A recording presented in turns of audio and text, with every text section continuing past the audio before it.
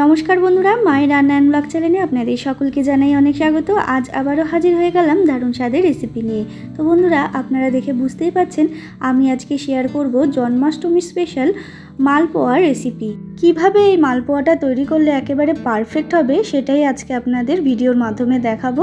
তো চলুন রেসিপিটা শুরু করা যাক। তার আগে যারা এখনও চ্যানেলটাকে সাবস্ক্রাইব করেননি তারা অবশ্যই চ্যানেলটাকে সাবস্ক্রাইব করে পাশে থাকা বেল আইকনটা অবশ্যই ক্লিক করে রাখবেন। তো এখানে প্রথমেই 200 গ্রাম সুজি নিয়েছি, নারকেল কোড়া নিয়েছি, আর এখানে 400 গ্রাম ময়দা, 400 গ্রাম চিনি নিয়েছি, মৌরি আর একটু আমুল দুধ। এরপর একটা বড় পাত্র নিয়ে নিয়েছি। বড় পাত্রটার মধ্যে কিন্তু আমি সমস্ত উপকরণ একে একে দিয়ে দিচ্ছি। প্রথমেই দিয়ে দিলাম সুজি, তারপরে নারকেল কোড়া, তারপর দিয়ে দিলাম আমি ময়দা, আগেই আমি পরিমাণগুলো বলে দিয়েছি।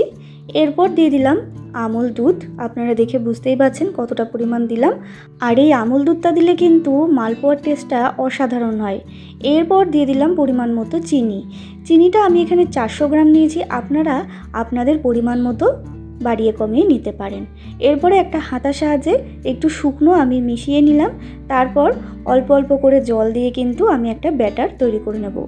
ব্যাটারটা কিন্তু খুব বেশি পাতলাও হবে না, আবার খুব বেশি ঘনও হবে না। আর হ্যাঁ, এখানে আর একটা কথা বলে রাখি, সুজিটা ময়দার থেকে কিন্তু একটুখানি কম পরিমাণ নেবেন, নাহলে কিন্তু মালপোয়া ভাজতে গিয়ে এটা ফেটে যাবে। সুজিটা অল্প পরিমাণ নেবেন, মানে আমি এখানে যেরকম নিয়েছি, এখানে আমি 200 গ্রাম সুজি নিয়েছি আর 400 গ্রাম মতো ময়দা নিয়েছি।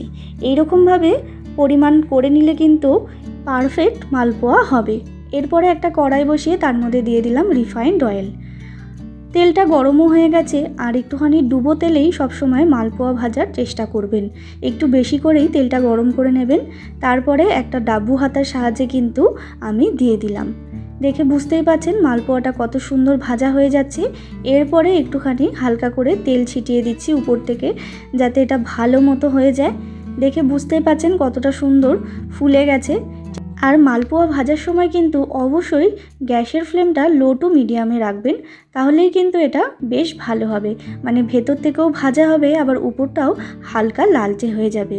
আর মালপোয়া কিন্তু খুব বেশি একেবারে কড়া লাল কিন্তু একদমই ভালো লাগে না।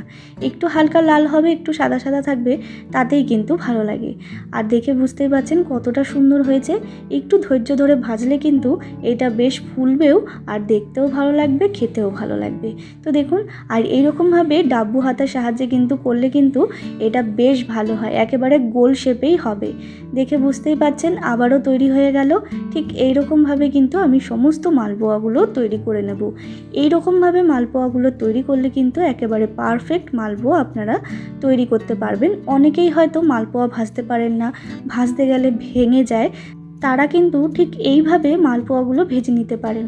আর সমস্ত পরিমাণ যদি ঠিকঠাক থাকে তাহলে কিন্তু মালপোয়া একেবারে পারফেক্ট হতেই হবে। তো বন্ধুরা দেখে বুঝতেই পাচ্ছেন আমার কিন্তু মালপোয়াটা ভাজা হয়ে গেছে।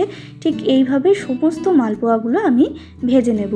আর এই জন্মাষ্টমী উপলক্ষে কিন্তু এই মালপোয়াটা আপনারা ঠাকুরকে নিবেদন করতে পারেন, ভীষণই ভালো হবে। তো দেখে বুঝতেই পাচ্ছেন বন্ধুরা কতটা সুন্দর মালপোয়াগুলো ভাজা হয়ে গেছে। আপনারা চাইলে কিন্তু এটা চিনি শিরা করে রসে চুবাতে পারেন, তাহলেও কিন্তু এটা ভালো হয়। দেখে বুঝতেই পাচ্ছেন কতটা সুন্দর হয়েছে। আর প্রতিটা মালপোয়া কিন্তু খুব সুন্দর করে গোল হয়েছে, আপনারা দেখে বুঝতেই পাচ্ছেন। ঠিক এইরকমভাবে গোল শেপই হবে যদি আমার পদ্ধতিতে করেন।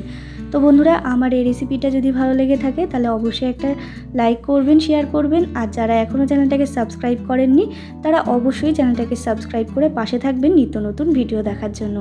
আবারও হাজির হয়ে যাব নতুন কোনো রেসিপির সাথে। ততক্ষণের জন্য ভালো থাকবেন, সুস্থ থাকবেন। ধন্যবাদ।